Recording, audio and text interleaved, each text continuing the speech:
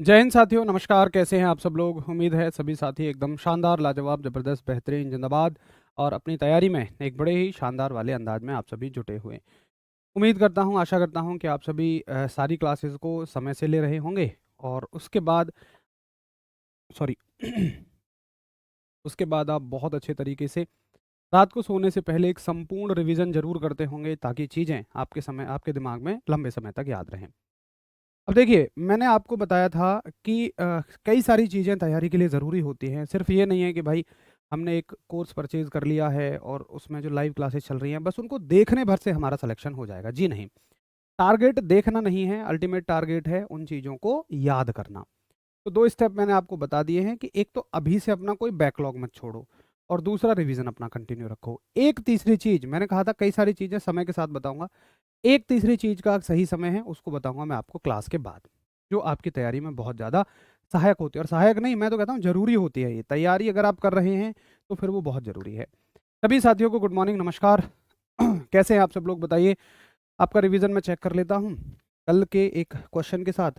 तो कल वैसे तो हमने अपने बेसिक्स पर काम किया था, बाकी हम लोग एक फ़ॉर्मूला भी हमने सीखा था। और मुझे बताओ इनमें से कौन-सा फ़ॉर्मूला ठीक है?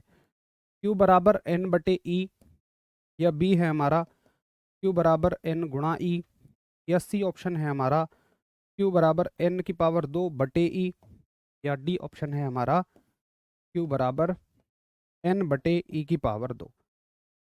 तो उम्मीद है कि कल की क्लास को लेकर आप सभी को एक कॉन्फिडेंस अपने अंदर आया होगा, एक आत्मविश्वास से आप सभी भरे होंगे कि जो चीज़ें मुझे अगली चीज़ों को समझने में मुश्किल देती थी, अब वो चीज़ें मेरी क्लियर है। असल में चीज़ों को समझना, देखो, आपके स्तर पे कोई बहुत बड़ी बात नहीं है, आप सभी दिमागी तौर पर विकसित हैं। लेकिन बात ये है कि उन चीज़ों को समझने के लिए जो आनी पहले से ज़रूरी हैं चीज़ें, वो आपको क्लियर नहीं है बस। इसलिए आप एडवांस लेवल की चीज़ों को भी नहीं पकड़ पाते हैं। तो आप सभी को चाहिए कि आप एडवांस लेवल की चीज़ों को तब समझें जब आपके बेसिक क्लियर हों। कल की क्लास से आपके बेसिक क्लियर हो गए होंगे, अब आपको सारी चीज़ें बहुत अच्छे से समझ में आ जाएँगी। और करेक्ट आंसर ऑप्शन आपका क्या है? बी।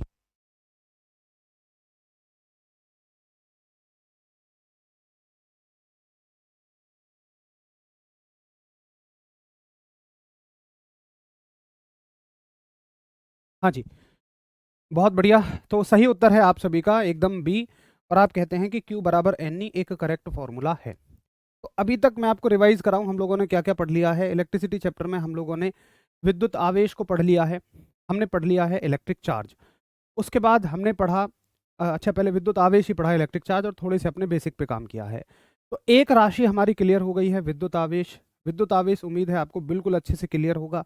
हर एक छोटा-छोटा बिंदु इलेक्ट्रिक चार्ज से रिलेटेड क्लियर होना चाहिए कि आवेश का शाब्दिक अर्थ है क्या? प्रैक्टिकली मतलब आवेश का है क्या? एक इलेक्ट्रॉन आएगा तो कितना आवेश लेकर आएगा? प्लस में कब होगा? माइनस में कब होगा? अट्रैक्शन कब होगा? रिपल्शन कब होगा? आकर्षण क्या होगा और प्रतिकर्षण क्या होगा? ये तमाम चीज़ों की जानकारी अगर आपको है, तो आज आपका टॉपिक आपके लिए बिल्कुल हलवा है। और देखो, मैं पहले ही बोल दे रहा हूँ, अगर आपको आवेश का अर्थ क्लियर नहीं है, तो चीज़ें थोड़ी सी आपके लिए डिफिकल्ट होंगी। आइए, तो अगली मुद्दे को समझने के लिए सबसे पहले हम समझते हैं सुचालक और कुचालक को। तो आप हेडिंग डालिए सुचालक, या ऐसे डालिए, पूरी हेडिंग डालिए कि विद्युत के सुचालक। विद्युत के सुचालक यानी कि कंडक्टर ऑफ इलेक्ट्रिसिटी। देखिए, दो तरह की चीज़ें मेरे पास होती हैं। एग्जाम्पल के लिए, जैसे मान के चलिए ये है मेरे पास एक प्लास्टिक, और ये है मेरे पास लकड़ी, सॉरी लोहा। ये है मेरे पास प्लास्टिक और ये है मेरे पास लोहा यानी कि आयरन। अब अगर मैं इन दोनों पर ही कहीं से एक्स्ट्रा इलेक्ट्रॉन लगा दूं, भैया एक नंबर कमेंट बड़े करो, इन दोनों पर ही मैं कहीं से एक्स्ट्रा इलेक्ट्रॉन लगा दूं, जैसे मान लो मैंने इसको एक इलेक्ट्रॉन दे दिया, प्लास्टिक पर मैंने एक इलेक्ट्रॉन दे दिया। और इलेक्ट्रॉन ना हमेशा, देखो, जो प्रकृति ने इसको दिए हैं, इसकी बनावट में जो शामिल हैं, वो तो अंदर भी होते हैं, लेकिन जो आप बाहर से लगाते हो वो केवल सतह पर रह पाते हैं। ऐसा नहीं है कि इलेक्ट्रॉन इसमें अंदर चला जाएगा, केवल सरफेस पर, केवल सतह पर इलेक्ट्रॉन है। अच्छा, मान लो एक इलेक्ट्रॉन आपका लोहे पर है, यहाँ है। अब ये बाहर से है, अंदर का होगा तो अंदर है, बाहर का होगा तो बाहर है, वो कोई मैटर ही नहीं करता। अब इन दोनों में अगर हम अलग अलग चीजें देखें तो प्लास्टिक प्रकृति ने ऐसा बनाया है कि उसके पास कोई गुण नहीं है कि वो इलेक्ट्रॉन को आगे बढ़ा सके। इसकी ताकत ही नहीं है कि ये इलेक्ट्रॉन को आगे बढ़ा सके, तो प्लास्टिक पर इलेक्ट्रॉन रुक जाएगा यहीं की है। लेकिन लोहा प्रकृति ने ऐसा बनाया है, अब हमें ये नहीं जानना है कि ऐसा क्यों है, नहीं, लोहा प्रकृति ने ऐसा बनाया है, नेचर ही उसका ऐसा है। अगर जैसे आदमी से किसी से पूछो कि भाई एक आदमी अच्छा है एक आदमी बुरा है, भाई वो अच्छा है क्यों है, अरे भाई उसका नेचर है, उसकी प्रकृति है। एक आदमी बुरा है क्यों है, उसका नेचर है।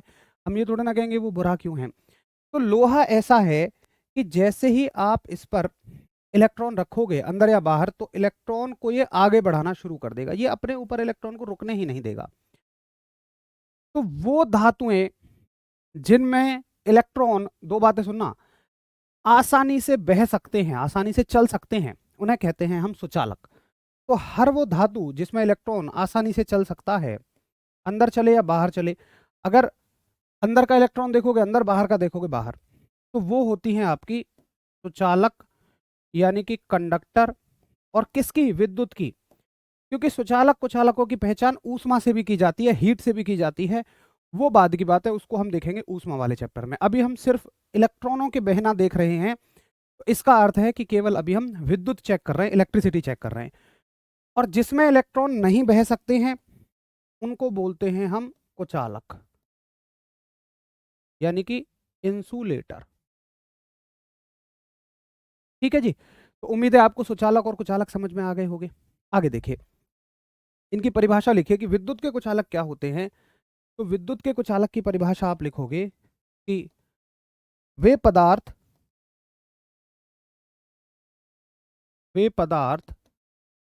जिनमें होकर इलेक्ट्रॉन, ये मैं ऐसे इलेक्ट्रॉन लिख देता हूं शॉर्ट में, इलेक्ट्रॉन आसानी से, जिनमें होकर इलेक्ट्रॉन आसानी से प्रवाहित होते हैं, यानी कि द मटीरियल्स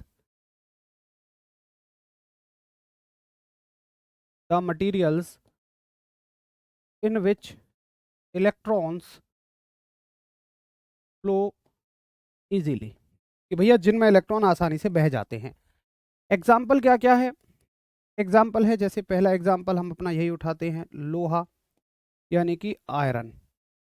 दूसरा एग्जाम्पल हम कॉपर उठा सकते हैं, तांबा, आपके घरों में जिसके तार बनाए होते हैं, तांबा, कॉपर। तीसरा आप देखें तो एल्यूमिनियम। ठीक है, एल्यूमिनियम में भी इलेक्ट्रॉन आसानी से बह सकते हैं। आगे आप देखें तो चांदी भी है, यानी कि सिल्वर भी है। अब भाई साहब, आप नॉर्मली तो एल्यूमिनियम को ही चांदी कह देते हैं, आप कहते हैं ना कि भैया इसमें सिल्वर वायरिंग है। भैया चांदी के तार, आप सोचो ना कि आप मोटर खरीद के ला रहे हो 500 रुपये की, 700 रुपये की, और उसमें मांग रहे हो चांदी की वायरिंग, ये तो पॉसिबल ही नहीं है। आप एल्यूमिनियम को ही चांदी कह रहे होते हैं जनरली, चांदी के तार नहीं बनते हैं। लेकिन अगर देखा जाए तो सर्वश्रेष्ठ चालक जो है, मतलब इन सभी में सबसे अच्छा चालक जो है, विद्युत का सबसे अच्छा चालक, वो चांदी ही है। तो यहां से ये प्रश्न बहुत इंपॉर्टेंट है कि सर्वश्रेष्ठ चालक जो है, यानी कि सुपीरियर कंडक्टर या गुड कंडक्टर जो है इन सभी में, वो चांदी ही है। ठीक है,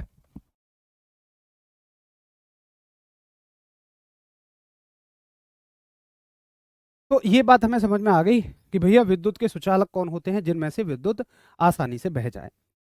अब देखते हैं विद्युत के कुचालक। ये नोट हो जाए, समझ में आ जाए तो एक बार थम्स अप करना। हाँ बिल्कुल, गोल्ड भी हो सकता है, बिल्कुल अच्छा उत्तर है, लेकिन सिल्वर सबसे बेस्ट है, सिल्वर इनमें सबसे बेस्ट है। Very good. विद्युत का सबसे अच्छा चालक है चांदी, बहुत ही बढ़िया। अरे लोहे की छड़ खत्म क्यों होगी यार, आपके घरों में जो तार होते हैं वो किसी ना किसी उपकरण तक जाते हैं ना। ये तो मैंने बस एक सेक्शन बनाया है, मान लो बैटरी से तार निकला है तो वो किसी उपकरण तक जाएगा ना। तो ये जो इलेक्ट्रॉन निकलेंगे ये उस उपकरण तक चले जाएंगे। मान लो बल्ब तक गया है तो बल्ब जल जाएगा, इलेक्ट्रॉन बल्ब को जलाने में इस्तेमाल हो जाएंगे। ये तो बस मैंने एक सेक्शन बनाया है। अच्छा जी, अब अगला आता है इसमें विद्युत के कुचालक। विद्युत के कुचालक यानी कि इंसुलेटर ऑफ इलेक्ट्रिसिटी। अब देखो, इंसुलेटर ऑफ इलेक्ट्रिसिटी, इलेक्ट्रिसिटी क्यों लिख रहा हूं मैं, क्योंकि कुचालक और सुचालकों की परिभाषा हम ऊष्मा के आधार पर भी देते हैं। तो वहां पर हम पढ़ते हैं कि भाई किस में ऊष्मा बह सकती है, किस में ऊष्मा नहीं बह सकती है। वो ऊष्मा के सुचालक कुचालक होते हैं, वो हीट के कंडक्टर इंसुलेटर होते हैं। उससे हमारा कोई मतलब नहीं है, हमारा मतलब केवल इलेक्ट्रिसिटी से है। तो विद्युत के कुचालकों में बहुत सारे साथी ये पढ़ लेते हैं कि जिनमें से होकर विद्युत धारा या इलेक्ट्रॉन, हम तो बेसिकली इलेक्ट्रॉन कह रहे हैं, अभी हमने धारा पढ़ी नहीं है, कि भैया जिनमें से होकर इलेक्ट्रॉन नहीं बह पाते हैं। देखो ऐसा नहीं कह सकते हो आप कि इलेक्ट्रॉन बह नहीं पाते हैं। दुनिया की कोई धातु ऐसी नहीं, कोई भी अधातु ऐसी नहीं, या मेटल हो चाहे नॉन मेटल हो, जिसमें से होकर इलेक्ट्रॉन ना बह पाए। तुम कहोगे लकड़ी में कहाँ बहते हैं भैया, लकड़ी में तो करंट ही नहीं उतरता है। मैं कहूँगा लकड़ी को गीली कर लेना और फिर उसमें करंट उतार के देखना, 100% करंट उतर जाएगा। तो दुनिया का कोई धातु ऐसी नहीं है कि जिसमें से इलेक्ट्रॉन ना बह पाए। हाँ, लेकिन अगर मान लो तुम उतना ही करंट लोहे में बहाओ तो वो बहुत तेज झटका मारेगा, लेकिन लकड़ी में हल्का सा उतरेगा। क्योंकि भाई लोहे की तो खासियत है, उसमें सारे के सारे इलेक्ट्रॉन बहेंगे। मान लो इसमें लोहे में 4 करोड़ इलेक्ट्रॉन है तो सारे बहेंगे। लकड़ी में अगर 4 करोड़ हैं तो उसमें से 100 इलेक्ट्रॉन बहेंगे। तो हम ये कहेंगे कि भाई लकड़ी जो है उसमें इलेक्ट्रॉन आसानी से नहीं बह रहे हैं, लोहे में आसानी से बह जा रहे हैं, इसमें आसानी से नहीं बह रहे हैं। तो कभी ये मत कहना कि इलेक्ट्रॉन बह सकते हैं या नहीं बह सकते हैं, नहीं, आप आसानी शब्द कहना। आसानी से बह सकते हैं, आसानी से नहीं बह सकते हैं, इसमें आसानी से नहीं बहते। ऐसा तो है ही नहीं कि बह ही नहीं सकते, आप कहिए आसानी से नहीं बह सकते हैं। तो कुचालक की परिभाषा होती है कि जिनमें जिनमें इलेक्ट्रॉन आसानी से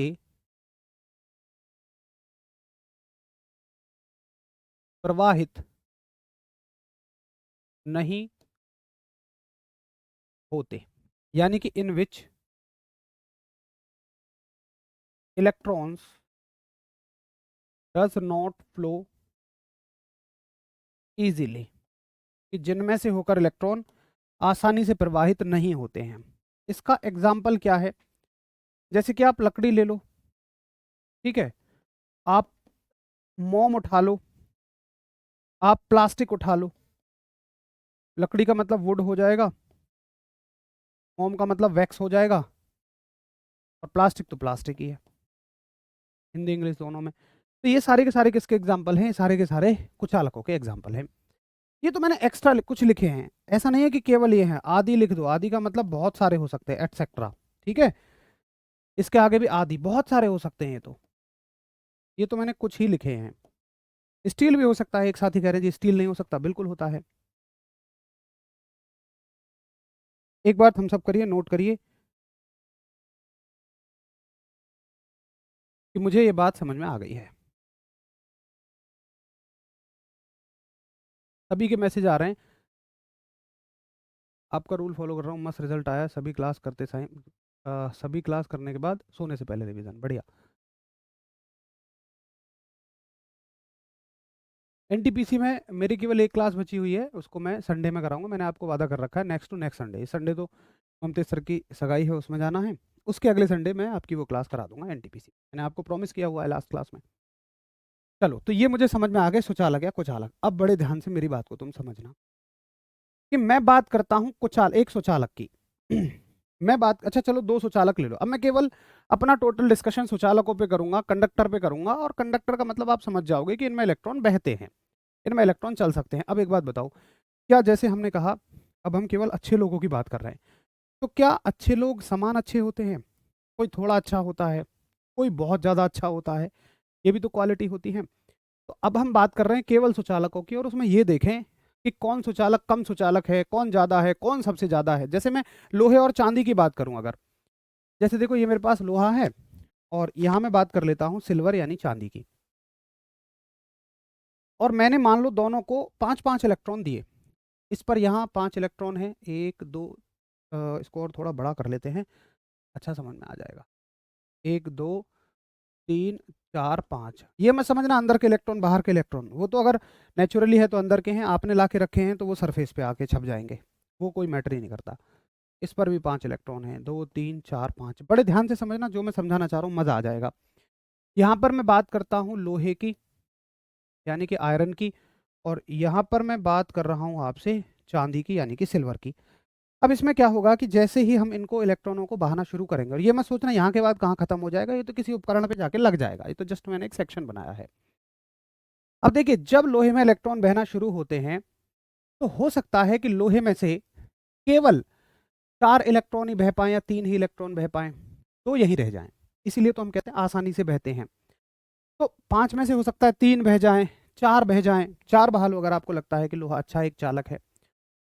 लेकिन चांदी लोहे की तुलना में अच्छा चालक है, और लोहे नहीं सबकी तुलना में अच्छा चालक है। तो इस बात का ये मतलब है कि सारे के सारे इलेक्ट्रॉन इसमें बह गए, ये मान लो।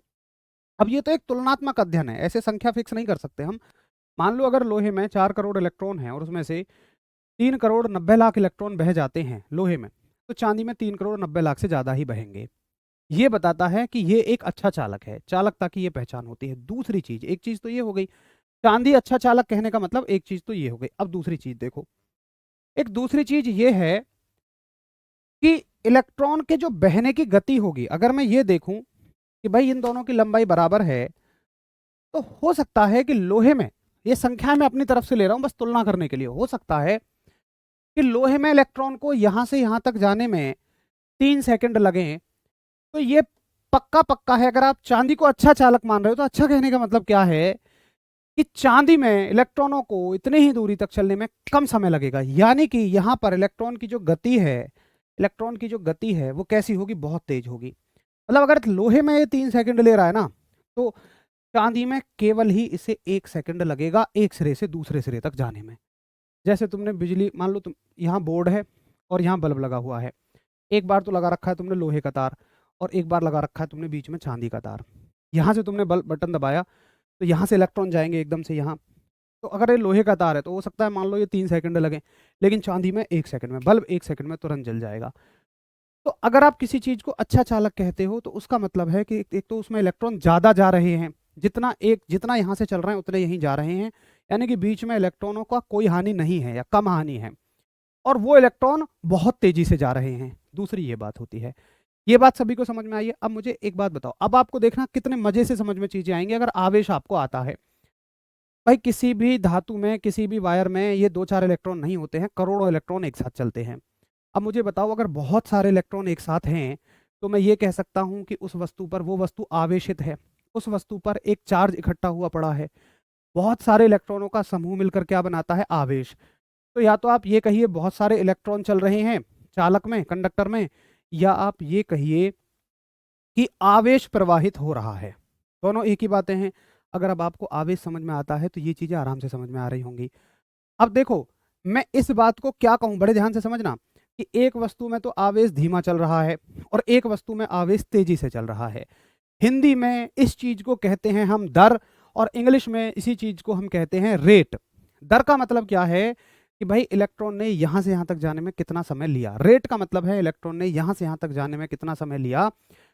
तो हम एक चीज कैलकुलेट करते हैं। क्या कैलकुलेट करते हैं, बड़े ध्यान से मेरी बात को समझना। मैं एक चीज कैलकुलेट करना चाहता हूं कि किसी भी वस्तु पर उपस्थित आवेश ने एक बिंदु से दूसरे बिंदु तक जाने में कितना समय लिया। मैंने देखा कि आवेश ने कितना समय लिया, चार्ज ने, इलेक्ट्रिक चार्ज ने एक पॉइंट से दूसरे पॉइंट तक जाने में कितना समय लिया। इसी चीज को हम लोग विद्युत धारा कह देते हैं। इसी चीज को हम लोग विद्युत धारा कह देते हैं, इलेक्ट्रिक करंट कह देते हैं। देखो मैं आपको बताऊं कि राशियां कैसे बनती हैं। भाई आवेश का मतलब क्या है, अगर किसी वस्तु पर आवेश है तो मतलब आप ये देख रहे हो कि उस पर कितने सारे इलेक्ट्रॉन हैं। अगर मान लो इस पर 4 करोड़ इलेक्ट्रॉन है, इस पर भी 4 करोड़ इलेक्ट्रॉन है। फॉर एग्जाम्पल 4 करोड़ इलेक्ट्रॉन मान लो 10 कूलाम का आवेश बनाते हैं, तो भाई आवेश तो दोनों पे बराबर है। अब अगर एक में ज्यादा तेजी से बह रहा है, एक में कम तेजी से बह रहा है, तो ये मुझे आवेश से तो पता नहीं लगेगा। इसके लिए तो मुझे एक और राशि बनानी पड़ेगी ना। तो जब आवेश के साथ में समय को जोड़ देता हूं, तो मैंने कहा जी इस राशि का एक नया नाम दे दो, और ये है विद्युत धारा, ये है इलेक्ट्रिक करंट। आज तक आप जिस चीज को रटते आए थे कि ये विद्युत धारा, ये विद्युत धारा, क्या आपको समझ में आया? विद्युत धारा का मतलब है कि भाई इस तार में, इस कंडक्टर में कितने मतलब इलेक्ट्रॉन कितनी तेजी से बह रहे हैं, आवेश कितनी तेजी से बह रहा है या कितना धीमा बह रहा है, बस धारा आपको ये बताती है। अगर अगर मान के चलिए यहां पर करंट 5 एम्पियर का है, यहां पर करंट 10 एम्पियर का है, बताऊंगा धारा का मात्रक एम्पियर होता है, तो सीधा सीधा इस बात का ये मतलब है कि इसमें जो करंट है वो ज्यादा तेजी से बह रहा है, विद्युत धारा ज्यादा तेजी से बह रही है। और देखो मान के चलो, फॉर एग्जाम्पल मान लो कि दोनों पर आवेश बराबर है। मैंने कहा था 5-5 इलेक्ट्रॉन है दोनों के पास। मान लो दोनों के पास 5-5 कूलाम का आवेश है, ठीक है। यहां समय लिया 3 सेकंड, यहां समय लिया 1 सेकंड। अगर यहां मैं धारा निकालूं, धारा को हम आई से दिखाएंगे, धारा का मतलब है आवेश बटे समय, आवेश बटे समय 5/3। तो ये कितना हो जाएगा प्यारे भाई? 3 एकम 3, 2 बचेगा और 3 छिंग 18, 1.67। यहां पर धारा निकालें तो ये कितनी हो जाएगी? 5/1, और इसका मतलब हो जाएगा 5। तो देखो इसकी धारा कितनी है? 5। इसकी धारा कितनी है? 1.67। इसका मतलब ये है, देखो आवेश तो बराबर है, चार्ज तो मैंने बराबर ही दिया ना दोनों को भाई। एनर्जी, या आप मतलब ये कहो कि मैंने कोई चीज दोनों को बराबर दी, लेकिन इसने ज्यादा अच्छा रिजल्ट दिया, इसने बेकार रिजल्ट दिया। एक टीचर ने पढ़ाया तो दो बच्चों को बराबर ही, लेकिन एक के नंबर आए 5, एक के नंबर आए 1.67। इसका मतलब इसने अच्छा रिवीजन किया, इसने कम रिवीजन किया। तो यही तो इनके अच्छे और बुरे की पहचान होती है। अब बताओ जरा, आपको अच्छे से फील हो गया कि असल में विद्युत धारा क्या होती है, असल में इलेक्ट्रिक करंट क्या होता है? तो इलेक्ट्रिक करंट का मतलब है कि आवेशों का बहना। यहां तक समझ में आ गया? पहले एक बार थम्स अप करो कि जी हाँ, मुझे अच्छे से गहराई में समझ में आ गया कि ये होती है विद्युत धारा, ये होता है इलेक्ट्रिक करंट।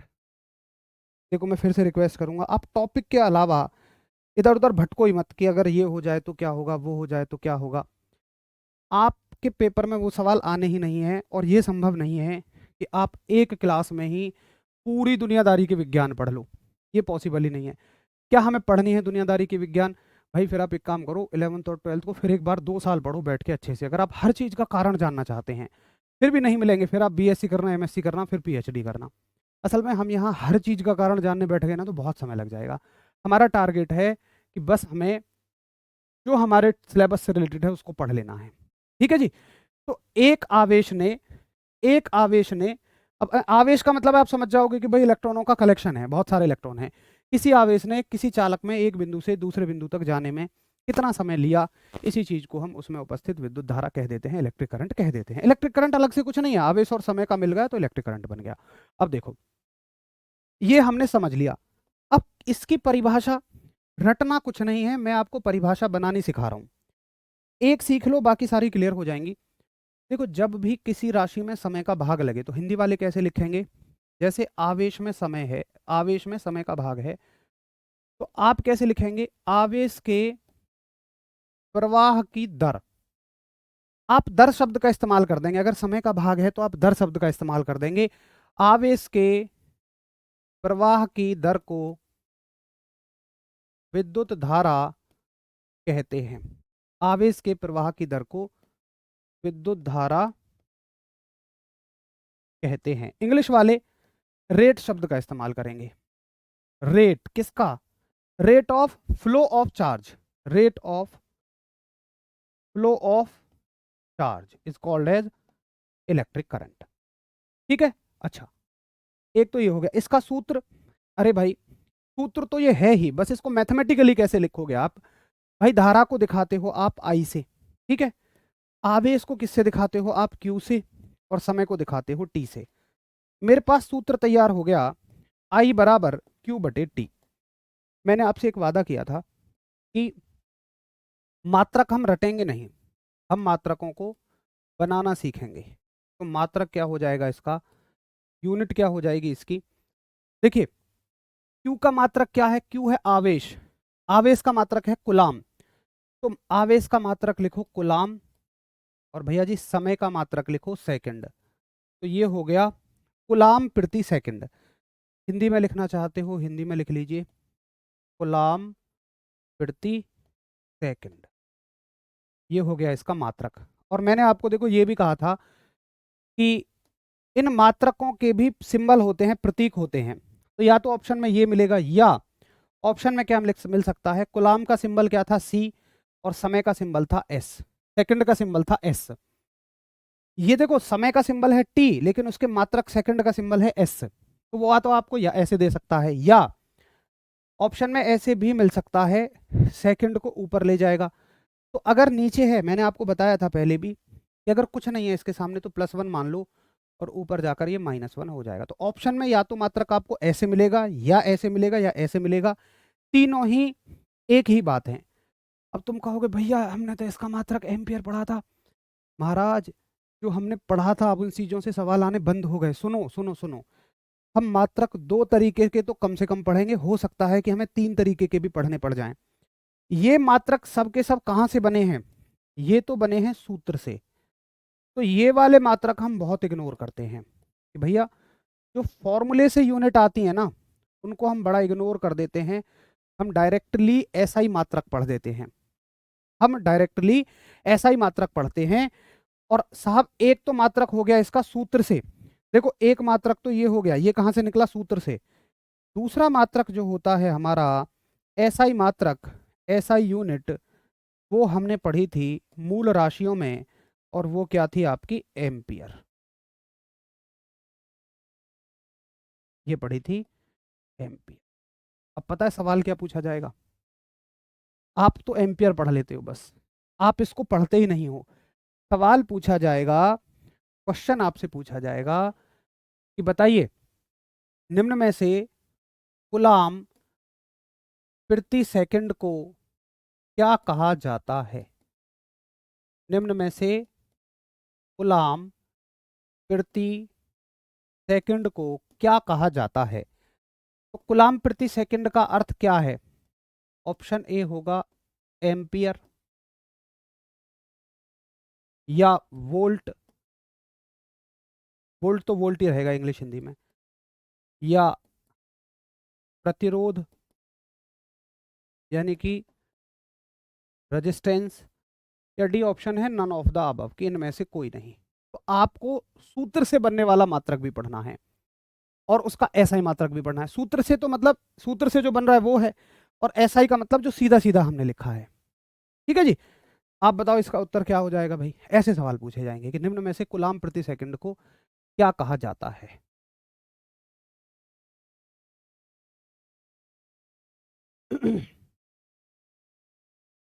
बहुत बढ़िया। अब सभी साथी इसको नोट करिए, और फिर मुझे बताओ कि हाँ जी, अब तक जितना आपने बताया है वो हमें समझ में आ चुका है। तो ये हो गया आपका कि कूलाम प्रति सेकंड को क्या बोला जाएगा, एम्पियर बोला जाएगा। और आज की हेडिंग भी क्या डालोगे आप, आज की हेडिंग भी विद्युत धारा ही डालना है ना, हेडिंग डालना इलेक्ट्रिक करंट। ये इसका सूत्र हो गया, इसकी परिभाषा, ये सूत्र लैंग्वेज में है, ये मैथमेटिकली है, ये इसका फॉर्मूले से मात्रक, और ये उसका एसआई मात्रक। इस तरह से सवाल आपसे पूछे जाते हैं। एक बार नोट हो जाए तो फटाफट से थम्स अप करना, फिर हम आगे लेके चलेंगे जहां तक सब कुछ क्लियर है।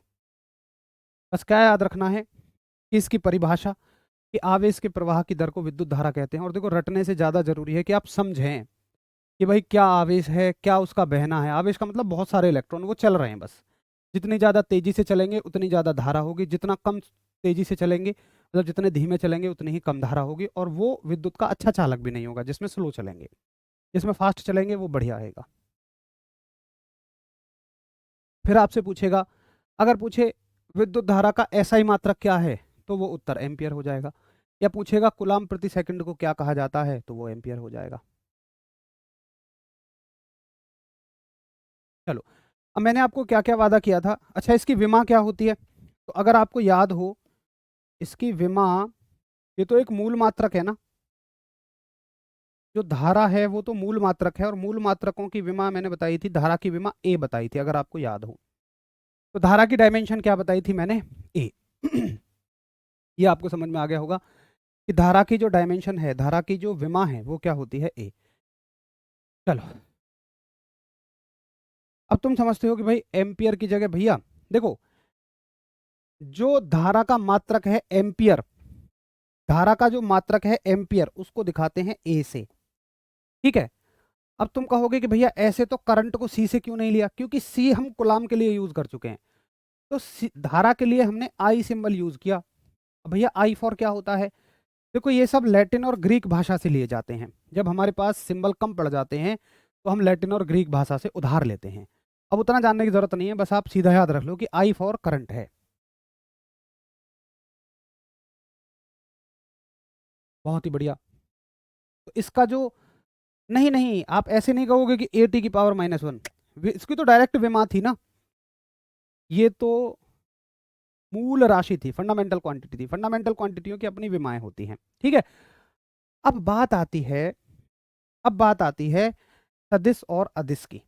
अब बात आती है कि ये सदिश है या अदिश है। देखिए साहब, अगर आपने, अगर आपको ऐसे देखना है कि किसके साथ दिशा है किसके साथ दिशा नहीं है, तो वो थोड़ा सा मुश्किल हो जाएगा, ऐसे आप नहीं कर पाएंगे। अगर आप चाहें मेरे साथ थोड़ी सी 10 मिनट मेहनत कर लें, मैं आपको एक ऐसी ट्रिक बता दूंगा जो आपको आता है उसी में से बताऊंगा कि भाई साहब सदिश सदिश का झंझट ही दुनिया भर के लिए, जिंदगी भर के लिए खत्म हो जाएगा, सभी राशियों के लिए खत्म हो जाएगा। अगर आप ऐसे सोचोगे कि उस राशि में दिशा है या नहीं है, तो वैसे कभी नहीं कर पाओगे। देखो मैं आपको एक ट्रिक सिखाता हूँ, बस मेरे साथ सीखना थोड़ा सा।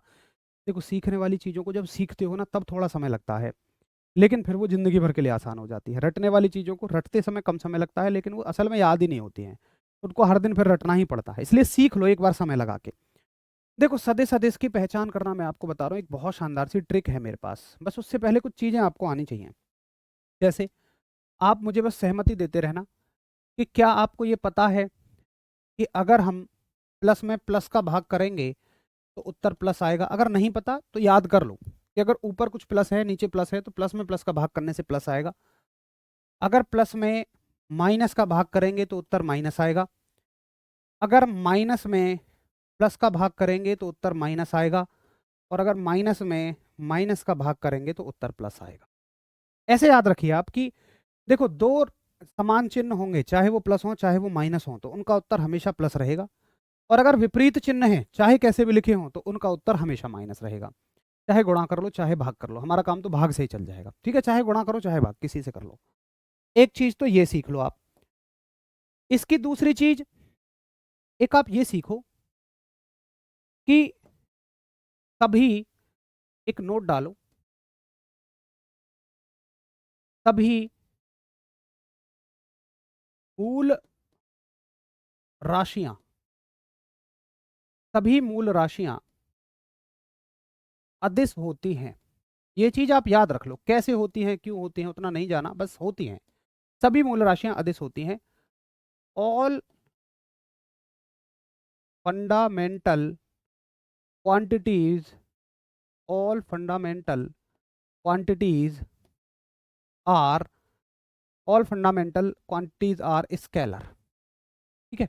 इसमें बस एक अपवाद याद रखना, अपवाद है। अपवाद का मतलब कि जब सभी एक ही नियम को फॉलो कर रहे हो लेकिन कुछ एक अलग नियम को फॉलो कर रहा हो, जैसे एक्सेप्शन है। एक्सेप्शन कौन है, हम एक राशि पढ़ते हैं लंबाई, लेंथ। तो लंबाई जो है ना वो सदिश भी है अदिश भी है। क्यों, क्योंकि लंबाई के दो हिस्से हैं।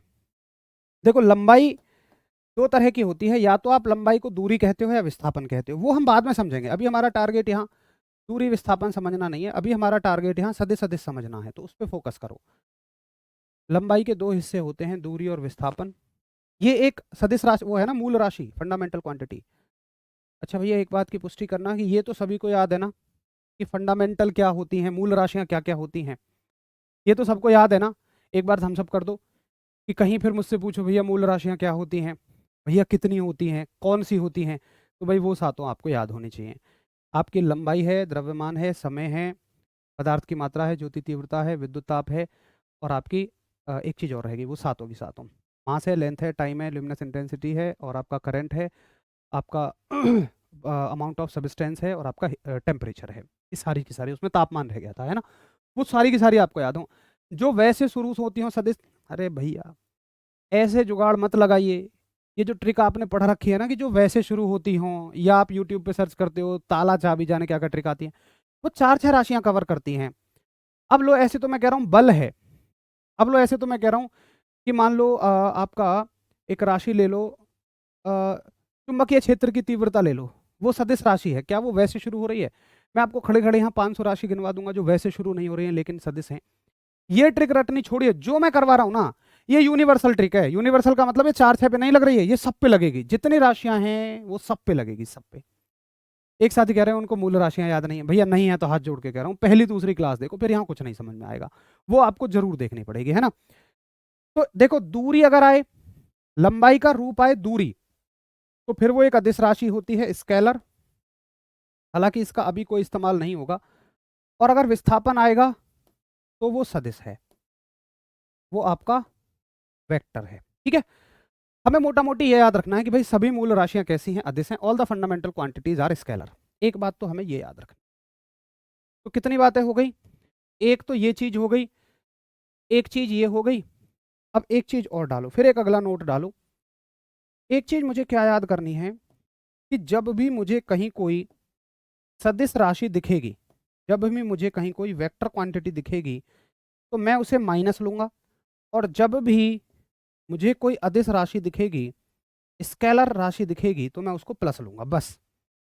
ये कहाँ से आया, कैसे आया? भैया ये तो किसी भी किताब में है ही नहीं, ये ट्रिक सिर्फ मैंने आपके लिए बनाई हुई है। सदिश को आप माइनस ले लो, अदिश को आप प्लस ले लो, ठीक है। अब देखिए आपको समझ में आएंगी चीजें, मैं आपको बताता हूं ये क्या कर रहा हूं मैं, आपको समझ में आ जाएगा अभी। जैसे देखो, हमें एक राशि पहचाननी है, क्या? विद्युत धारा। मैं इस क्वेश्चन को यहां से हटा देता हूं ताकि मेरे पास जगह बच जाएगी। आपने नोट तो कर ही लिया होगा, मेरे पास जगह बच जाएगी। मुझसे पूछा गया कि विद्युत धारा एक कैसी राशि है। मैं कोई दिमाग नहीं लगाऊंगा कि दिशा चाहिए नहीं चाहिए, कुछ नहीं। मैं सिर्फ ये देखूंगा कि विद्युत धारा किससे मिलकर बन रही है, आवेश बटे समय, चार्ज अपॉन टाइम। अब मैं ये देखूंगा कि चार्ज कैसी राशि है, आवेश कैसी राशि है। तो पीछे हमने पढ़ लिया कि भैया आवेश होती है अदिश, स्केलर, ये हमने पढ़ लिया है। मुझे पता है ये एक अदिश राशि होती है, स्केलर होती है, स्केलर का मतलब प्लस है। भैया समय कैसी राशि है, तो समय तो मूल राशियों में आता है, फंडामेंटल में आता है। और फंडामेंटल जो है वो सारी की सारी मूल राशियां अदिश हैं, तो इसकी जगह भी मैं प्लस ही लूंगा। अब मुझे बताओ प्लस बटे प्लस क्या आएगा? भाई प्लस में प्लस का भाग देंगे, प्लस ही तो आएगा।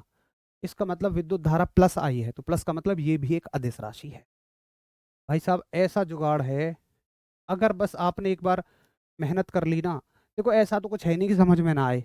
प्लस बटे प्लस प्लस होता है, इसमें कुछ समझने को कोई रॉकेट साइंस नहीं है, बस आपको याद करने पे जोर देना है। असल में आपके स्तर पे विज्ञान समझने वाली नहीं है, वो याद करने वाली है ज़्यादा।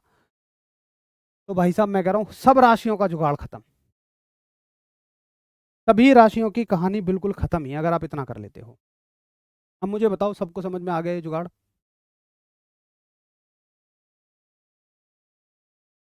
बताएंगे फटाफट से कि हाँ जी भैया मुझे अच्छे से समझ में आ गया कि आगे से मैं अदिश सदिश को कैसे पहचानूंगा।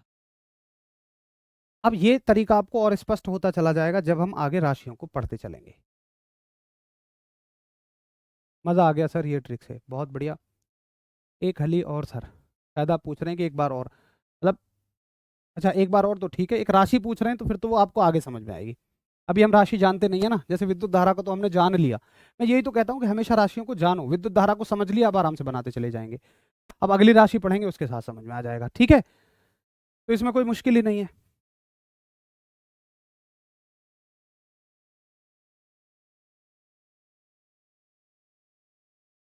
चलो, अब ये जुगाड़ आपको समझ में आ जाएगा जब हम और राशियों के साथ इस काम को करेंगे। अभी फिलहाल के लिए इसको नोट करो, याद करो, ये आपको अगली किसी राशि के साथ समझ में आ जाएगा। बस आपको बस इतना याद रखना है, एक तो ये नियम, तो दूसरी बात ये याद रखनी है कि जितनी भी फंडामेंटल क्वांटिटी हैं वो सभी स्केलर हैं, जितनी भी मूल राशियां हैं सात की सातों ये अदिश हैं। इसको छोड़कर लंबाई को, लंबाई सदिश भी है अदिश भी है, लंबाई का दूरी रूप अदिश है, लंबाई का विस्थापन रूप सदिश है। इसको बस अलग से याद रख लेना, इसकी कोई ज़रूरत नहीं पड़ेगी हमें, बस मैं बता रहा हूँ कहीं मैं कभी किसी क्वेश्चन में आपको पढ़ाऊँ जब आगे चल के लंबाई वाला चैप्टर पढ़ेंगे कि लंबाई सदिश भी है अदिश भी है, तुम कहोगे जी तुमने तो कहा था कि सभी मूल राशियाँ अदिश होती हैं, अब यहाँ सदिश कैसे कह रहे हो? तो मैंने बता दिया कि लंबाई दोनों तरह की राशि है। बाकी सदिश को माइनस लिखना है, अदिश को प्लस लिखना है, बस इतनी सी आपको चीज़ करनी है, ठीक है जी। भाई मेरे हिसाब से तो खूब बड़ा बड़ा है, एक बार अभी सभी साथी बताइए कि फॉन्ट ठीक है ना, मतलब चौड़ाई ठीक है ना? मैं नॉर्मल से तो ज़्यादा ही लिख रहा हूँ, फिर तो कंटेंट ही नहीं आ पाएगा इससे ज़्यादा चौड़ा लिखूंगा तो। जैसे मान लो ये एक टॉपिक है तो मैं चाहता हूँ एक ही स्लाइड पे हमारा कवर हो जाए, तो फिर कवर ही नहीं हो पाएगा अगर इससे ज़्यादा मोटा मोटा खुला खुला लिखूंगा तो। मेरे हिसाब से समझ में आना चाहिए इतने पर।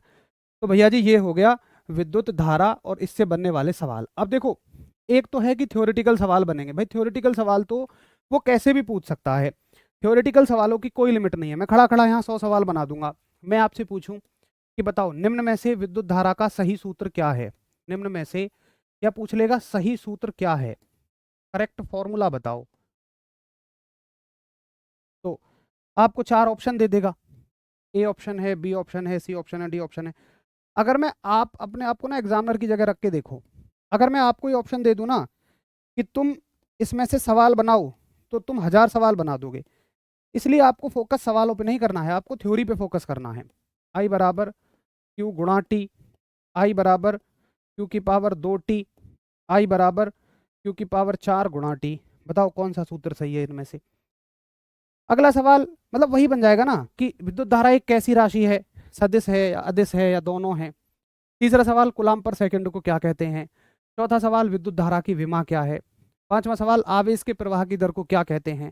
What is the rate of flow of electric charge. तो सवाल तो कितने भी वो बना देगा, आपको सवालों पे फोकस ही नहीं करना। मैं वादा करता हूँ आप एक बार अच्छे से थ्योरी को समझ लो, सारे सवाल आपके क्लियर हो जाएंगे, कुछ इसमें है ही नहीं। ठीक है भैया। अब देखो, एक तरीका तो ये होता कि मैं आता और मैं ये कहता कि आवेश के प्रवाह की दर को विद्युत धारा कहते हैं, आई बराबर क्यू बटे टी हो गया। शायद जितना हमने अभी तक 44 मिनट में सीखा है उसको हम 2 मिनट में रट भी सकते थे। लेकिन फिर तुम यही सवाल कर सकते थे, ना आपको ये पता आवेश क्या होता है, ना आपको दर शब्द का मतलब पता। दर आगे आएगा तो आपके लिए नया है। आपके लिए पूछ ले कूलाम पर सेकंड को क्या कहते हैं, आपको कुछ नहीं पता। मतलब अगर आप रटने वाली विद्या सीखना चाहते हैं, देखो भाई रटना होता तो आसान है नो डाउट, लेकिन उसका कोई फायदा ही नहीं है, उससे सवाल ही नहीं बनेंगे। जब तक आप ये अपने मन में नहीं बात बैठाओगे कि भैया जितना ये आदमी करवा रहा है उतना तो हमें समझना ही पड़ेगा। मैं इसलिए कह रहा हूँ क्योंकि हो सकता है कहीं आपको बहुत आसान पढ़ा दिया जाए, आप कहोगे यार उस आदमी ने तो, देखो इतना काम जो मैंने आपको करवाया है ना, हो सकता है कोई आपको इतना काम 10 मिनट में करवा दे, बस सीधा सीधा लिखवा दे इन्हें। मतलब आप सोचो ना, अगर आप किसी छोटे बच्चे को ये दो कि ना रट दे, रट तो वो भी देगा लेकिन क्या गारंटी है कि वो इससे घुमाकर बनने वाले सवाल कर जाएगा। मैं तो कह रहा हूँ कि भाई साहब रट लो आप ये सवाल ही नहीं कर पाओगे कि कूलाम पर सेकंड को ये एम्पियर कहते हैं, कभी कर ही नहीं पाओगे। इसलिए हमें चीज़ों को समझ के चलना बहुत जरूरी है। ठीक है जी। अब देखो साहब, ये तो हो गए थ्योरेटिकल सवाल जो मैंने आपको बताए कि बहुत सारे थ्योरेटिकल सवाल बन सकते हैं, उनकी कोई लिमिट नहीं है। अब थोड़ा सा चलते हैं न्यूमेरिकल सवालों पे कि इस टॉपिक से न्यूमेरिकल सवाल क्या बनते हैं। महाराज एक आदमी कह रहा है जी आई बराबर क्यू बटे एस होना चाहिए था, आई बराबर क्यू बटे एस होना चाहिए था, मतलब एस से वो समय कह रहा है। अगर आप ऐसी चीज़ों में ही उलझे रहोगे तब तो चीज़ें आपके लिए बहुत मुश्किल हो जाएंगी, मेरे लिए बहुत मुश्किल हो जाएंगी। अरे भाई हमने सूत्र पढ़ा कि धारा बराबर आवेश बटे समय, समय का मात्रक एस नहीं होता है भाई साहब, समय का मात्रक से है तो एस होगा, ये जुगाड़ आप लगा रहे हो। आपको साइंटिस्ट नहीं बनना है क्लास में, आपको वैज्ञानिक नहीं बनना है महाराज, आपको जो सिखाया जा रहा है उसको याद करना है। भाई साहब समय से नहीं होता है, ये टाइम से होता है, टाइम फॉर टी। अब एक कहेगा जी फिर तो करंट में सी आना चाहिए था। अरे भाई करंट का सी हम कूलाम के लिए रिजर्व कर चुके हैं, तो इसलिए फिर करंट की जगह हम लैटिन से आई ले लेते हैं। अगर आप इस तरह से अपनी बातों में ही उलझे रहेंगे, मतलब जैसे एक चीज़ समझ में आ गई, आपका दिक्कत क्या है पता है, पहले तो आपको समझ नहीं आता है तो उसके लिए परेशान रहोगे, समझ नहीं आ रहा समझ नहीं आ रहा। जब समझ में आ जाएगा तो फिर आप डाउट बनाने शुरू करते हो, जबरदस्ती वाले जो हैं भी नहीं। जैसे भैया विद्युत धारा समझ में आ गई, बढ़िया, एक को खूब समझ में आ गई, उसको स्क्रीन पे लिखा हुआ समझ में आ रहा है, लेकिन कूल बनना है थोड़ा सा, हमें हमें क्वेश्चन भी तो पूछना है। ऑफलाइन में ज़्यादातर ऐसा होता है, ऑनलाइन में तुम यहाँ कर देते हो, कूल बनना है, सवाल पूछना है। भैया अगर करंट एलियन को लग जाए तो क्या होगा। अब एक बात बताइए, कहीं सवाल आएगा क्या, तुम जबरदस्ती कहो मुझसे भैया जो करंट है ना, या हम एस ना कह सकें एस कह दें, या भैया या हम आर कह दें। अब ऐसे सवालों के तो मैं क्या जवाब दूंगा, तुम क्यों जवाब चाहते हो, फिर तो ये खम खा कन्फ्यूजन है। अब अगर तुम ऐसे बोलो तो फिर तो मैं ये बोलूं कि भाई मान लो मैं इस धरती पे पैदा ही ना होता तो, तुम इस धरती पे पैदा ही ना होते तो, मान लो तुम्हारी शादी हो रही है और तुम्हें घोड़े की जगह गधे पे बिठा दिया जाए तो, तुम्हारे गले में फूलों की माला की जगह जूतों की माला डाल दी जाए तो, मतलब ये कोई लॉजिकल क्वेश्चन नहीं है ना। ऐसे तो क्यों कि ऐसे हो जाए तो वैसे हो जाए तो ऐसा क्यों होता है, फिर तो इन चीज़ों के कभी सवाल जवाब हो ही नहीं पाएंगे। आप कोशिश करिए मैं आपको बहुत बड़ी समस्या से बचा रहा हूँ। आपकी समस्या असल में ये है कि आप खामखा के आर्टिफिशियल डाउट क्रिएट करते हो। देखो भाई, वादा कर रहा हूँ मेरी क्लास में से एक सवाल बाहर नहीं जाएगा। बस तुम उतने पे फोकस करो जितना स्क्रीन पर है। जी, यहाँ पर लिखा हुआ हर एक शब्द मुझे समझ में आता है, ठीक है। तो मुझे ये दिमाग नहीं दौड़ाना कि दर को मैं कर कह दूं, दर को मैं टर कह दूं, दर को मैं पर कह दूं, फिर वहां को अगर विद्युत धारा को मैं अगर मान लो विद्युत धारा को मैं भूत कह दूं तो क्या होगा? फिर तो भाई कोई मतलब ही नहीं बनेगा इन चीजों का, है ना। चलो, अब एक बार सवाल देखते हैं कि सवाल कैसे आते हैं। तो आरआरबी ग्रुप डी 8 अक्टूबर 2018 शिफ्ट 3 में आया हुआ सवाल है। पहला न्यूमेरिकल है सिलेबस का, बहुत तसल्ली से समझाऊंगा। एक एक बात को ध्यान से समझना। मुझे पता है न्यूमेरिकल में आपकी क्या समस्याएं हैं। पहली समस्या, ये पता नहीं लगता कि कौन सा सूत्र कहाँ लगाना है। इस समस्या का समाधान अगले 3 मिनटों में टक से हो जाएगा। सुनो, न्यूमेरिकल सॉल्व करने के लिए सवाल को ध्यान से पढ़ो। विद्युत बल्ब के एक फिलामेंट के द्वारा 3 मिनट में, अब जो जो आपको दिया है ना, हर एक सवाल में तो हम ऐसे नहीं करेंगे, दिया है कंपटीशन में इतना टाइम भी नहीं होता, बट पहले एक दो सवालों में कर लेते हैं, आपकी एक समझ बन जाएगी। क्या दिया हुआ भैया? 3 मिनट में, 3 मिनट का मतलब समय है। समय को किससे दिखाते हैं महाराज? ऐसे से नहीं दिखाते हैं, याद रख लेना, टी से दिखाते हैं। समय दिया हुआ है 3 मिनट में 0.8 एम्पियर की धारा, ये है एम्पियर। हाँ देखो, ऐसे कंफ्यूज मत होना, इसकी विमा को भी ए से दिखाते हैं और इसके मात्रक को भी ए से दिखाते हैं। वो तो हमने पहले ही पढ़ लिया है, अगर आपने पहले याद किया है तो फिर कोई कंफ्यूजन नहीं होगा। तो क्या है? विद्युत धारा। भैया विद्युत धारा कितनी है? 0.8 एम्पियर। अच्छा, ये है विद्युत धारा, ना तो ये विमा है ना ये मात्रक है, ये तो विद्युत धारा है। विद्युत धारा का प्रतीक क्या होता है? आई। तो हमें साहब आई दिया हुआ है 0.8 एम्पियर। परिपथ के माध्यम से प्रवाहित होने वाला आवेश, भैया आवेश को किससे दिखाते हैं? क्यू से दिखाते हैं। चार्ज को हम क्यू से दिखाते हैं। तुमने एक बार इतना लिख लिया, मेरा सवाल तुमसे, मुझे ये बताओ कि इन तीनों में, जब तुम्हें बहुत सारे फॉर्मूले याद हैं, तो इन तीनों में संबंध देने वाला कोई एक फॉर्मूला बताओ। देखो, कभी ऐसा नहीं होगा कि एक से ज्यादा फॉर्मूले ऐसे हो जाएंगे जो इन तीनों में संबंध देंगे, नहीं। अभी तो तुम्हें फॉर्मूला ही एक याद है। जब तुम्हें 100 फॉर्मूले याद होंगे ना, तो तुम्हारे दिमाग में तुरंत आ जाएगा कि आई क्यू टी में केवल एक फॉर्मूला संबंध देता है, और वो है भैया आई बराबर क्यू बटे टी, यानी कि विद्युत धारा बराबर आवेश बटे समय। भैया यही तो रहता है बस। अब सुनो, तुम एक गड़बड़ और कर सकते हो। क्या? कि तुम इसको 3 का 3 लगा दोगे। इसको 3 नहीं लगाना है, हमें ऐसा ही मात्रक रखने हैं सारे के सारे। क्योंकि उत्तर देखो, उत्तर किस में दे रखा है आपको? कुलाम में पूछा है। आवेश का मात्रक ऐसा ही मात्रक ही तो कुलाम होता है, तो बाकी सारे मात्रक भी हम ऐसा ही लगाएंगे। समय का ऐसा ही मात्रक मिनट नहीं होता, समय का ऐसा ही मात्रक सेकंड है, तो मिनट को बदलोगे सेकंड में, ठीक है। तो अलग लिखेंगे, मिनट को बदलो सेकंड में। 1 मिनट में 60 सेकंड, तो भैया सेकंड हो गए 180। आपका सूत्र है आई बराबर क्यू बटे टी, ठीक है। आई का मान कितना है? आगे सॉल्व कर लो। आई का मान है 0.8। भैया जी क्यू का मान कितना है? 180। और टी का मान हमें निकालना है। अब यहां भी बड़ी दिक्कत होती है आपको कि आगे कैसे बढ़े। यहां से देखो भाई, आपको टी का मान निकालना है। 180 क्या बोलेगा टी से? या टी कहेगा कि 180, और टी टी कह रहा है जी अब हमारा जाने का समय हो चुका है, अब हम बिछड़ जाएंगे एक दूसरे से। तो टी क्या बोलेगा? देखो, अगर टी यहाँ नीचे है तो यहाँ ऊपर जाएगा, और यहाँ ऊपर है तो यहाँ नीचे जाएगा। ये मैंने आपको कल भी बताया था। तो यहाँ पर टी नीचे है तो यहाँ ऊपर पहुंच जाएगा, और ये 0.8 की जगह ले रहा है तो 0.8 को अपनी जगह दे देगा। ये हो जाएगा 180 बटे 0.8। अब महाराज भाग करने तो मैंने आपको कल सिखाई दिए थे, अगर नहीं भी आए थे तो पॉइंट की जगह क्या बढ़ा दोगे? 0, और ये हो जाएगा अब आपका 1800 बटे 8। 0.8 का मतलब 8 ही है। 8 से काट लो, बच्चों की तरह भाग कर लो अगर आपको ये नहीं समझ में आता है तो। ये हो जाएगा आपका 1 मिनट में 60 सेकंड। हमें क्या दिया हुआ है? आई दिया हुआ है, ठीक है। 1 सेकंड रुको, कुछ मिस्टेक कर दी क्या मैंने इसमें? 3 मिनट में, समय 3 मिनट दिया है, 0.8 एम्पियर की धारा खींची जाती है, परिपथ के माध्यम से प्रवाहित होने वाले आवेश की मात्रा कितनी है? अच्छा अच्छा अच्छा, सॉरी, मैंने मान उल्टे रख दिए हैं, कोई बात नहीं, इनको सही कर लेते हैं। मैंने थोड़ा सा मान उल्टे रख दिए हैं। आई का मान है 0.8, आई की वैल्यू है। क्यू की वैल्यू तो पूछी है ना। टी की वैल्यू दी हुई है हमें 180। तो जब क्यू की वैल्यू निकालोगे तो क्यू कहेगा 180 से अब तुम जाओ, 180 को इधर ही जाना पड़ेगा, और जो चीज़ यहाँ भाग में है वो ऊपर चली जाएगी, जो चीज़ यहाँ नीचे है वो यहाँ ऊपर जाएगी। यानी कि 0.8, यहाँ ऐसे मत लगाओ, बस ऐसे लिखो, 180 और 0.8 की गुणा हो जाएगी और वो किसके बराबर हो जाएगा, Q के। यानी कि Q बराबर 18 मट्ठे 144। अब तुम्हें जैसे गुणा करनी आती हो वैसे कर लेना। 180 में 0.8 की गुणा करनी है, उत्तर आ जाएगा आपका 144। अब बताइए एक बार कि हाँ जी मुझे समझ में आ गया।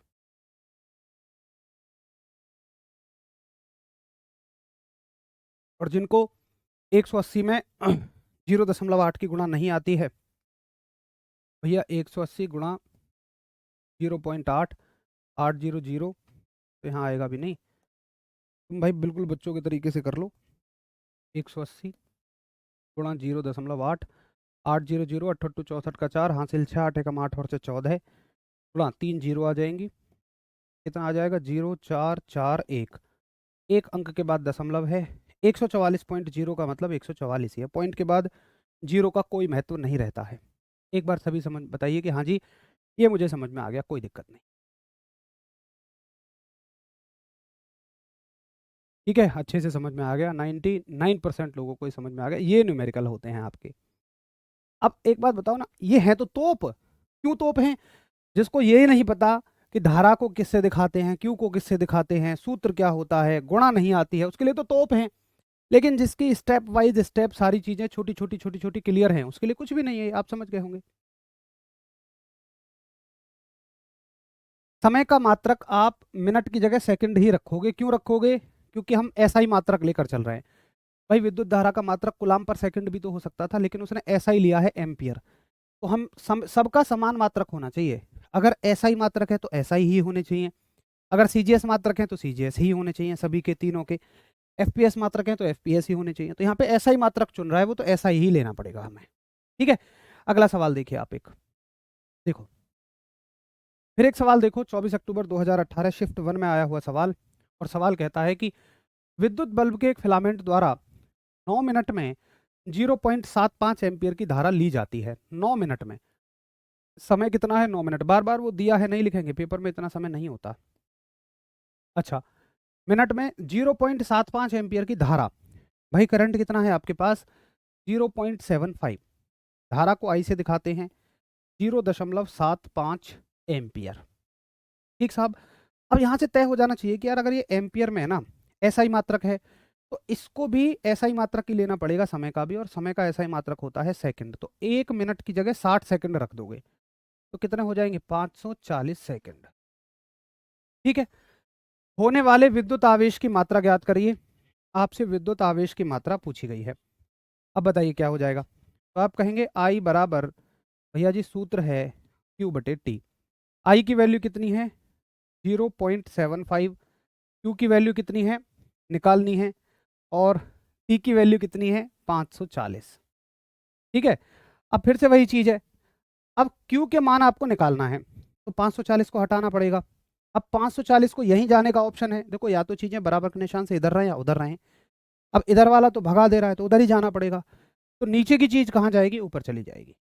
तो 0.75 के साथ गुणा में चला जाएगा 540। अगर यहाँ भाग में है तो यहाँ गुणा में चला जाएगा, और ये हो जाएगा Q के बराबर। तो Q बराबर है 540 गुणा 0.75। जिन साथियों को 540 में 0.75 की गुणा नहीं आती है, वो देख लो 540 में 0.75 की गुणा कर लो भैया। 5 की 20 की जीरो, हासिल दो, 5 पंजे 25 और 2 27, गुणा 700, 7 चौक 28 का 8, हासिल दो, 7 पंजे 35 और 2 37। गुणा कर दो जीरो की तो 3 आ जाएंगे यहाँ पर। कितना हो जाएगा? 0 0, 15 का 5, 1 2 3 7 10 की जीरो, 1 4। कितने अंक बाद दशमलव है? 1 2 1 2। 405.00 का मतलब 405 ही है।